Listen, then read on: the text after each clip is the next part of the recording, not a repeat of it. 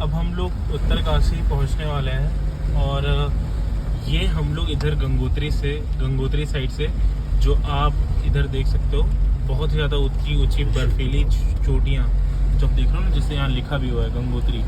यहाँ से हम लोग निकल करके अभी हम लोग उत्तरकाशी की तरफ जा रहे हैं और लगभग पहुँच गए हैं उत्तरकाशी। और हम लोग अभी at the top off peak, मतलब हिल पे अभी हम लोग चल रहे हैं, जैसा आप लोग देख सकते हैं यहाँ पर भी। तो बहुत सारे पहाड़ों के बीच में चल रहे हैं और यहाँ पर बारिश भी हो रही है, जैसा आप लोग देख सकते हो। तो बहुत खतरनाक वाली यहाँ पर ये बन चुकी है एनवायरनमेंट। इधर से बारिश भी हो रही है और पहाड़ भी हैं इधर से।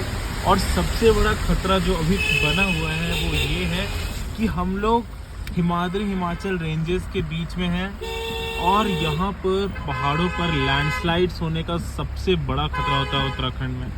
आप इंडिया के टोटल लैंडस्लाइड्स को देख लो, उसमें से उत्तराखंड है ना, वो टॉप की लिस्ट में रहता है। तो थोड़ा सा यहाँ पर बहुत ही ज़्यादा हम लोग को अभी ध्यान से जाना पड़ेगा, क्योंकि आप जैसा कि देख सकते हो ये सिंगल लेन है और बसेस भी आती हैं यहाँ पर। जैसा कि आप देखो अभी इधर से ना एक बस आएगी, तो इस तरह से बड़ी बड़ी चौड़ी चौड़ी बस आती हैं। और अगर आप मेरे लेफ़्ट साइड में देखो ना, तो कोई ऐसा नहीं है कि आपको एक अलग से लेन मिलेगा जिसमें साइकिल वगैरह चलती है। वो डायरेक्ट आपको फिर रिवर लेन मिलेगा, फिर आपको डायरेक्ट वो बिहार पटना छोड़ देगा आराम से। तो उधर वो रहा और ये सिंगल लेन है, तो बहुत ही ज़्यादा यहाँ पर मुश्किल है। और पहाड़ भी देख सकते हो। और जो सबसे इस पर जो एडेड गिफ्ट है हम लोग की मुसीबत पर, वो है यहाँ का ओरोग्राफिक रेन। अब ओरोग्राफिक रेन क्या होता है, जैसे पहाड़ों पर ना आप सुनते हो कि कभी भी बारिश हो जाती है। तो बारिश यहाँ पर होती क्यों है, क्योंकि इसका एक रीज़न है। रेनफॉल मेनली तीन टाइप्स के होते हैं। पहला होता है नॉर्मल रेनफॉल। रेन बेसिकली तीन टाइप्स के होते हैं। पहला होता है जो रेनफॉल नॉर्मली होता है, बादल में जब बहुत ज़्यादा मॉइस्चर हो जाता है, उसको होल्ड करने की कैपेसिटी कम हो जाती है, और फिर जब वो मॉइस्चर ड्रॉप करता है तो जो नॉर्मल रेनफॉल है वो होती है।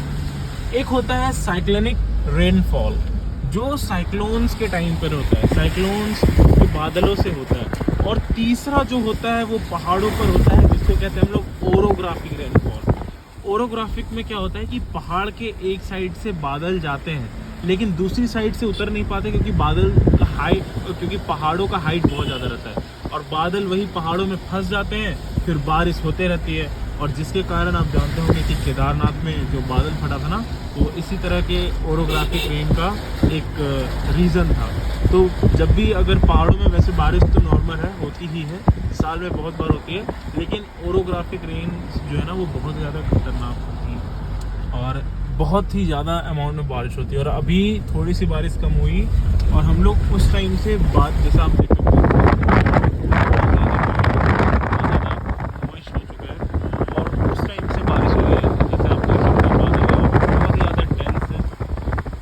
जो है वो हमारी भागीरथी रिवर है। भागीरथी यानी कि हमारी गंगा, जिससे गंगा बनेगी अलकनंदा से इधर प्रयाग में।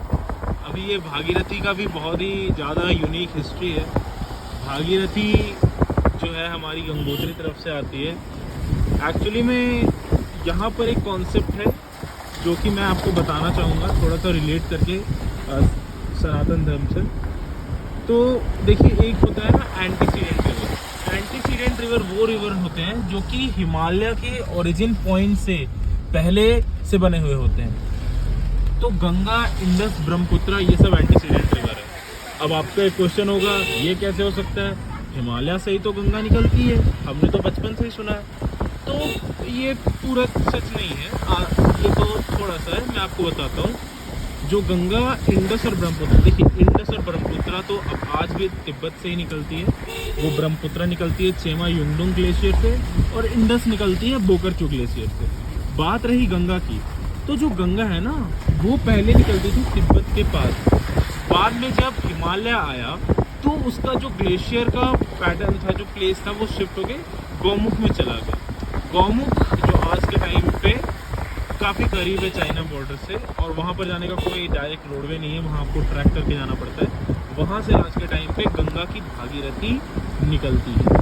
तो ये था, और क्योंकि ये हिमालय के ओरिजिन से पहले से आ रही है गंगा रिवर, तो इसीलिए हम लोग इसको एंटीसीडेंट कहते हैं। और इंडो ब्रह्मपुत्रा एक रिवर होती थी मिलियंस ऑफ ईयर्स पहले। ये वही रिवर थी जो इंडस से लेकर के ब्रह्मपुत्रा तक जुड़ी हुई रहती है। आज जो आप अलग अलग नदियों सुनते हैं ना, सिंधु नदी, ब्रह्मपुत्रा और गंगा, ये तीनों पहले एक ही हुआ करती थी। पहले क्योंकि कोई पहाड़ उतने नहीं थे हिमालय से पहले, तो ये सब नदियाँ एक ही हुआ करती थी और पूरे के पूरे पंजाब से लेकर के असम तक एक विशाल नदी बहती थी। और उसी के कारण बहुत सारे लैंडफॉर्म्स हमारे भारत में क्रिएट हो गए थे। और देखिए मेन चीज़ है इसका जो मैं आपको बताना चाह रहा था धर्म से रिलेटेड, वो ये है कि हमारे पुराणों में, हमारे किताबों में माना जाता है कि जो गंगा भागीरथी है ना, वो कैलाश पर्वत से शिवजी के जटाओं से बन करके निकलती है। तो ये चीज़ आपको दिमाग में रखना है जो भी मैंने बोला। इससे थोड़ी देर पहले मैंने क्या बोला कि गंगा का ओरिजिन पॉइंट हिमालय से पुराना है तिब्बत में। अब कैलाश कहाँ पर है? तिब्बत में ही है।